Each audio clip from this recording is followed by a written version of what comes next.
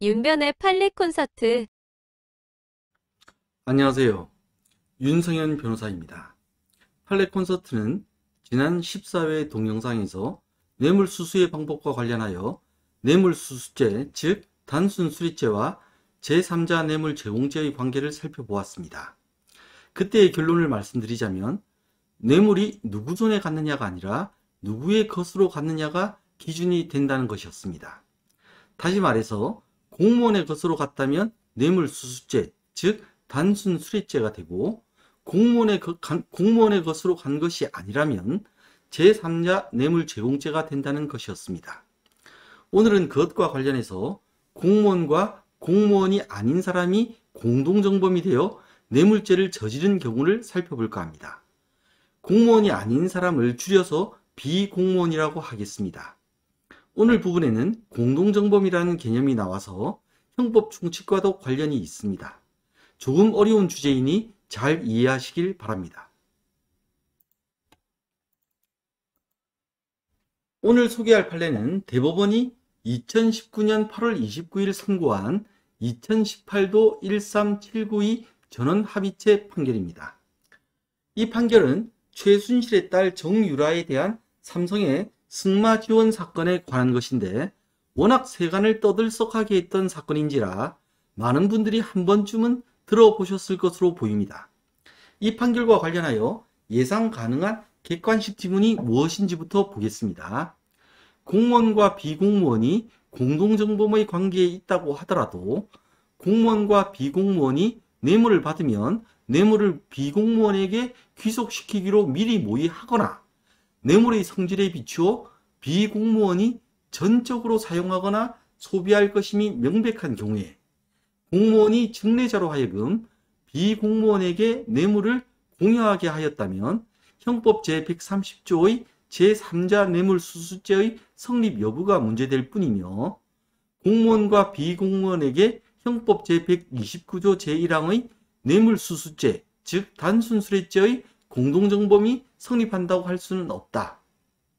자, 여기서 증례자는 14회 동영상에서도 말씀드렸듯이 줄증에 뇌물례해서 뇌물을 주는 사람, 즉 뇌물 공여자를 말하는 겁니다. 지문이 상당히 어렵습니다. 형법을 공부하실 때 개념을 잘 이해하시면 어려운 지문도 읽어가면서 이해가 됩니다. 무조건 암기하려고만 하면 암기할 양이 점점 많아져서 아예 형법을 보고 싶지도 않게 됩니다. 그래서 최대한 이해를 하시고 이해가 안 되는 부분만 외우는 것이 가장 효율적인 공부 방법이라고 추천을 드리고 싶습니다. 이제 사안을 좀 보시죠. 오늘 사안은 이렇습니다. 대통령 갑, 이게 박근혜 대통령이죠.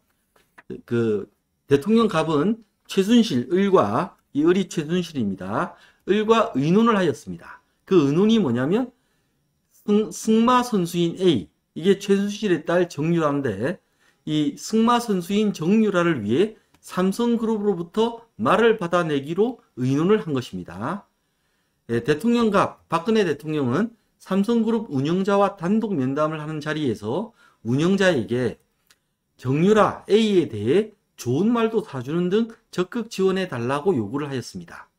그리고 을은 어떤 말을 받을지에 대해서 구체적으로 삼성그룹 관계자에게 말을 해주었습니다. 이렇게 되자 삼성그룹은 을, 최순실의 딸 정유라 A가 탈 말을 구입해서 최순실 을에게 주었습니다.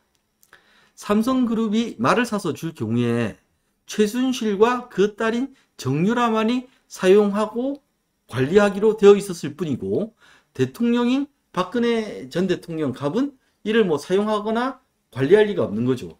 즉 삼성그룹이 말을 주면 전적으로 최순실한테 귀속되는 그런 관계였습니다. 이제 적용법조를 보겠습니다. 14회 동영상에서도 보셨듯이 공무원이 뇌물을 수수하는 것에는 두 가지가 있습니다. 첫째, 공무원이 뇌물을 자기 것으로 취득하는 경우가 있는데 이것이 형법 제129조 제1항의 단순 수뢰죄가 됩니다. 그리고 두 번째 방법이 뭐냐면 공무원이 그 뇌물 공여자로 하여금 자기가 아닌 제3자에게 뇌물을 주도록 하는 경우가 있는데 이것은 형법 제130조의 제3자 뇌물 제공죄가 됩니다. 형법 제129조 제1항의 단순수뢰죄는 공무원 또는 중재인이 그 직무에 관하여 뇌물을 수수, 요구 또는 약속한 때에는 5년 이상의 징역 또는 10년 이하의 자격정지에 처한다고 하고 있습니다. 여기서 수수는 주고받는 수수가 아닙니다. 거둘 수에 받을 수로 거두어 받은, 즉 그냥 받는 겁니다. 네, 그 14회 동영상에서도 말씀드렸듯이 실무상 그 제명은 세 분에서 부릅니다. 뇌물을 수수하면 뇌물수수죄, 뇌물을 요구하면 뇌물요구죄, 뇌물을 약속하면 뇌물약속죄가 됩니다. 형법 제130조의 제3자 뇌물제공죄는 그 공무원 또는 중재인이 그 직무에 관하여 부정한 청탁을 받고 제3자에게 뇌물을 공여하게 하거나 공여를 요구 또는 약속한 때에는 5년 이하의 징역 또는 10년 이하의 자격정지에 처한다고 하고 있습니다. 여기서 공여라는 말은 제공할 공자의 줄여자니까 제공하여 줌, 즉 준다는 말입니다. 이 제3자 뇌물 제공죄도 실무상 죄명을 세 분에서 부릅니다. 공무원이 부정한 청탁을 받고 제3자에게 뇌물을 공여하도록 하게 한 경우에는 그 제3자 입장에서는 뇌물을 공여받아서 그 받는 거니까, 공여받는 거니까 수수하는 거죠. 그래서 이 경우는 제3자 뇌물 수수죄, 공무원이 제3자에게 뇌물의 공여를 요구한 경우에는 제3자 뇌물 요구죄, 공무원이 이를 약속한 때에는 제3자 뇌물 약속죄, 이렇게 구체적으로 세분해서 부릅니다. 14회 동영상에서도 보셨듯이 단순 수뢰죄와 제3자 뇌물 제공죄의 차이는 이 다음 두 가지 점입니다. 첫째, 공무원이 받느냐 아니면 제3자에게 주도록 하느냐, 이 차이인 거죠. 공무원이 직접 받으면 그 단순 수뢰죄, 즉 형법 제129조 제1항이 되는 것이고, 제3자에게 그 주도록 하는 것이면 제3자 뇌물 제공죄가 되는 겁니다. 그리고 두 번째는 그 단순 수뢰죄는 없지만 형법 제130조에는 부정한 청탁을 받고가 나오지 않습니까? 즉 부정한 청탁의 존재 유무입니다. 지난해 동영상에서, 즉 14회 동영상에서 이때 공무원이 받느냐, 이 기준이 뭐냐에 대해서 뇌물이 누구 손에 갔느냐가 아니라 누구의 것으로 갔느냐가 기준이라고 그 말씀을 드렸습니다. 이 부분도 전에 동영상을 한번 잘 기억을 되살려 보시기 바랍니다. 오늘 다룰 판례의 쟁점을 살펴보겠습니다. 대통령갑 그 박근혜와 최순실 을이 공모해서 삼성그룹으로부터 뇌물인 승마용 말을 받은 것은 이 의심의 여지가 없습니다. 받았죠. 그렇다면 대통령갑이 형법 제129조 제1항의 단순 수뢰죄를 저지름에 있어 가지고 을이 공동정범으로 가담한 것인가? 아니면 대통령갑이 삼성그룹으로 하여금 자신이 아닌 제3자 최순실 을에게 뇌물을 주게 하는 형법 제130조의 제3자 뇌물 제공죄를 저지름에 있어 가지고 최순실 을이 공동정범으로 가담한 것인가의 여부입니다. 이것이 오늘의 쟁점입니다. 자, 쟁점에 대해서 보기 전에 여기 이제 공동정범이라는 말이 나왔기 때문에 이제 공동정범에 대한 개념을 먼저 살펴보겠습니다. 형법 제30조는 공동정범에 대해서 2인 이상이 공동하여 죄를 범한 때에는 각자를 그 죄의 정범으로 처벌한다고 규정하고 있습니다. 여기서 보듯 공동정범이란 2인 이상이 공동하여 죄를 범하는 경우입니다. 이렇게 공동으로 죄를 범한 사람들은 모두 그 죄의 정범이 됩니다. 따라서 그 사람들은 교사범이나 방조범이 아니라 각자 정범으로 처벌됩니다.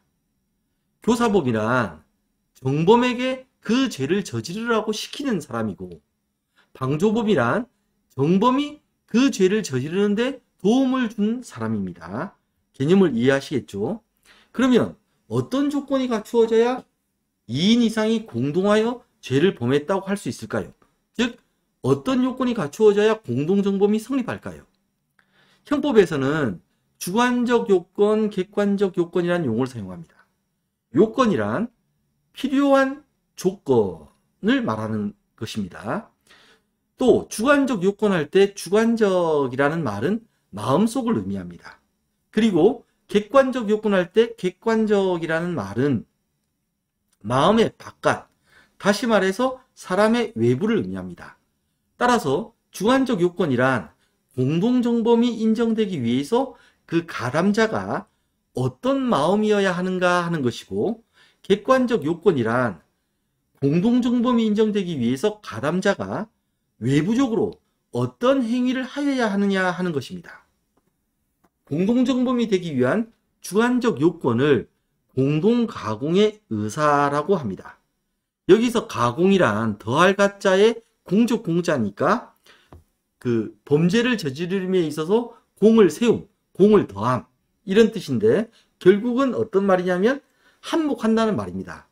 다시 말해서 공동가공의 의사란 공동으로 범죄를 저지름에 있어서 한몫하겠다는 의사인 겁니다. 이를 법률적으로는 이렇게 말합니다. 공동가공의 의사는 공동의 의사로 특정한 범죄 행위를 하기 위하여 일체가 되어 서로 다른 사람의 행위를 이용하여 자기의 의사를 실행에 옮기고자 하는, 옮기는 것을 내용으로 하는 의사이다. 내용으로 한다. 다시 말해서 특정 범죄 행위를 하기 위하여 하나가 되어, 이게 이제 일체가 되어죠. 하나가 되어 함께 범죄 의사를 실행에 옮기고자 하는 것이 공동가공의 의사라는 겁니다. 범죄를 실행에 옮기고자 하는 의사라는 거죠. 자, 공동정범이 되기 위한 객관적 요건은 기능적 행위 지배를 통한 범죄의 실행이다라고 판례는 말합니다. 범죄를 실행할 때 가담자의 기능적 행위 지배가 있어야만 그 가담자가 공동정범이 된다는 것입니다. 기능적 행위 지배라는 말이 좀 어려운데요. 일단 행위 지배를 먼저 아실 필요가 있습니다. 행위 지배란 말 그대로 범죄 행위를 지배한다는 것입니다. 지배한다, 장악한다 이런 말입니다. 그러면 기능적 행위 지배는 그 가담자가 분담한 역할의 기능이 범죄 행위를 지배한다, 조종한다, 장악한다 라는 뜻이 되겠습니다. 이 말은 가담자가 그 범죄 행위에 있어서 한 역할이, 분담한 역할이 범죄의 실행에 있어서 중요한 기능을 하여 만약 그 가담자의 역할이 없었다면 범죄 행위가 실현되지 않았을 거라는 뜻입니다. 이제 대통령 갑과 최순실 을을 한번 보죠. 갑과 을은 삼성그룹으로부터 함께 뇌물로 말을 받아내자는 생각을 각각 가지고 있었습니다. 그러니 공동가공의 의사가 각각 존재합니다. 또 대통령 갑은 삼성그룹 운영자에게 말을 지원해달라고 요구하는 역할을 하였고, 을은 어떤 말을 받아야 할지, 어떤 말을 삼성그룹이 주어야 할지를 정해서 관계자에게 전달하는 역할을 하였습니다. 그러니 갑과 을은 둘 다 뇌물인 승마용 말을 받음에 있어가지고 각자 중요한 기능을 하였습니다. 그러니 기능적 행위 지배도 인정됩니다.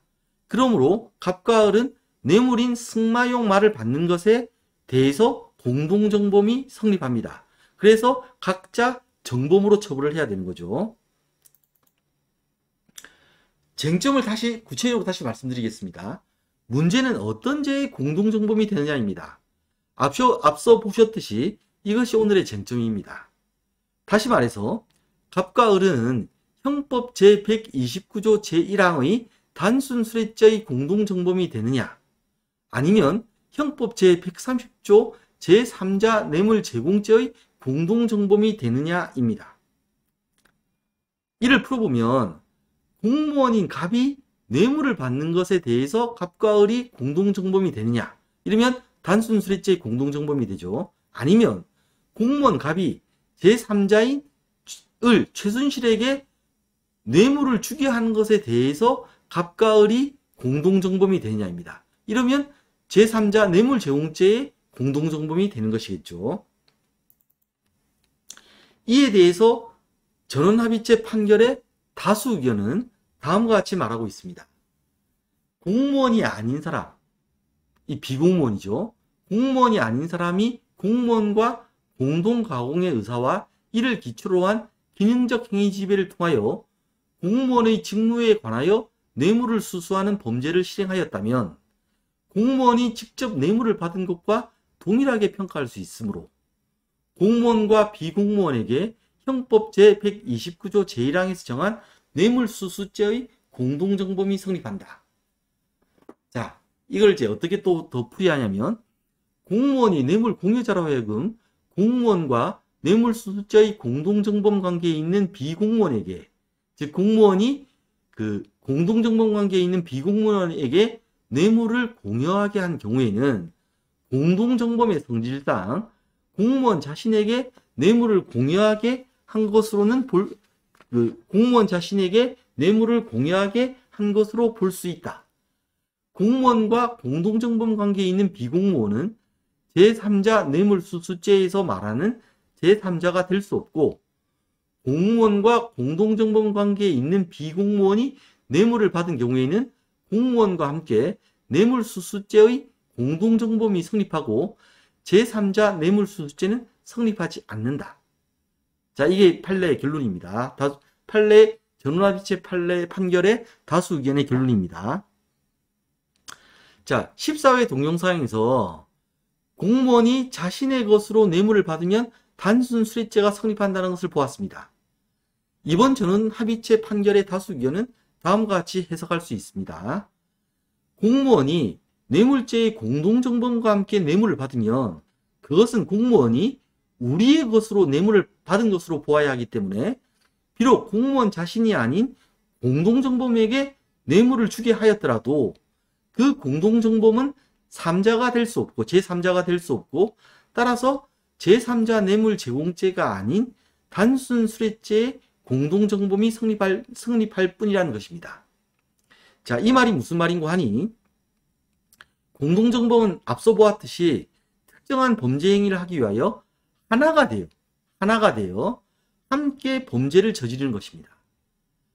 따라서 하나가 되는 것이기 때문에 공무원과 공무원이 아닌 공동정범 사이에는 네 것, 내 것이 없는 거죠. 네 것, 내 것이 없는 거죠. 그래서 공무원이 아닌 공동정범이 뇌물을 받았더라도 그 공무원과 하나가 되어 우리의 것으로 뇌물을 받은 것이기 때문에 공무원이 자기 것으로 뇌물을 받은 것과 똑같아진다는 것입니다. 물론 여기에는 반대 의견도 있습니다. 여기서 전원합의체 대법원 판결에 나타난 소수 의견이 여기에 대한 반대 의견인데요. 제일 처음에 본 예상 지문이 전원합의체 판결의 소수 의견의 입장입니다. 공무원과 공동정범 관계에 있는 비공무원은 공무원의 입장에서 보면 제3자가 맞다는 거죠. 그러면 뇌물을 공무원 자신의 것으로 받은 게 아니고 비공무원의 것으로 받은 것인데 제3자 뇌물 제공죄의 공동정범이 되어야지 어떻게 단순 수뢰죄의 공동정범이 되냐는 것입니다. 우리의 것으로 받는다는 이런 개념은 인정할 수 없다는 입장인데요. 이렇게 대법관들의 의견이 갈려서 전원합의체로 전부 모여서 다수결로 판결을 하게 된 겁니다. 소수 의견에 불과하기 때문에 이것은 대법원 판례가 되지 못합니다. 이걸 잘 아셔야 돼요. 소수 의견도 일리가 있습니다. 그렇지만 다수 의견은 지금 다루고 있는 전원합의체 판결 전에 나온 대법원 판결을 근거로 소수 의견을 받아들이지 않았습니다. 그래서 이제 다수 의견이 앞서 말씀드린 대로 판결을 한 거죠. 그 판례가 대법원이 2017년 3월 15일 선고한 2016도 19659 판결입니다. 보시면 제3자 뇌물수수죄에서 제3자란 행위자와 공동정범 이외의 사람을 말하고 교사자나 방조자도 포함될 수 있다. 그러므로 공무원 또는 중재인이 부정한 청탁을 받고 제3자에게 뇌물을 제공하게 하고 그 제3자가 그러한 공무원 또는 중개인의 범죄 행위를 알면서 방조한 경우에는 그에 대한 별도의 처벌 규정이 없더라도 방조범에 관한 형법 총칙의 규정이 적용되어 제3자 뇌물수수 방조죄가 인정될 수 있다. 이 판결은 뇌물죄의 방조범은 공동정범은 아니니까 공무원에 대한 관계에서 제3자가 될 수 있지만 뇌물죄의 공동정범은 제3자가 아니라는 것을 보여주고 있습니다. 이번에 다룬 전원합의체 판결의 다수 의견은 이 판례를 따라서 역시 같은 판단을 하여 이 판례를 적용해 소수 의견을 물리치고 앞서 보신 것처럼 단순 제3자 뇌물 수수죄, 뇌물 제공죄가 아니라 단순 수뢰죄, 즉 뇌물 수수죄의 공동정범이 된다라고 판단을 한 것입니다. 그럼 제일 처음에 본 예상 지문으로 돌아가 볼까요? 이게 이 전원합의체 판결의 소수 의견이라고 말씀드렸죠. 공무원과 비공무원이 공동정범의 관계에 있다고 하더라도 공무원과 비공무원이 뇌물을 받으면 뇌물을 비공무원에게 귀속시키기로 미리 모의하거나 뇌물의 성질에 비추어 비공무원이 전적으로 사용하거나 소비할 것임이 명백한 경우에 공무원이 증례자로 하여금 비공무원에게 뇌물을 공여하게 하였다면 형법 제130조의 제3자 뇌물수수죄의 성립 여부가 문제될 뿐이며 공무원과 비공무원에게 형법 제129조 제1항의 뇌물수수죄의 공동정범이 성립한다고 할 수는 없다. 앞서 보았듯이 전원합의체 판결의 다수 의견은 공무원과 비공무원이 공동정범의 관계에 있다면 비록 비공무원에게 뇌물을 주었더라도 그 비공무원은 제3자 뇌물제공죄의 제3자가 될 수 없으므로 공무원과 비공무원은 형법 제129조 제1항의 뇌물수수죄의 공동정범이 될 뿐이라고 하고 있습니다. 따라서 이 지문은 전원합의체 판결의 다수 의견과는 반대되는 견해이기 때문에 틀린 지문입니다. 답은 X입니다. 오늘 14회 동영상과 오늘 동영상을 함께 이해하셔서 단순 수뢰죄와 제3자 뇌물 제공죄와 관련하여 뇌물을 공무원이 받은 것으로 보는지 아니면 제3자가 받은 것으로 보는지에 관한 판례의 기준을 아셨으면 좋겠습니다. 지금까지 윤성현 변호사였습니다. 시청해 주셔서 고맙습니다.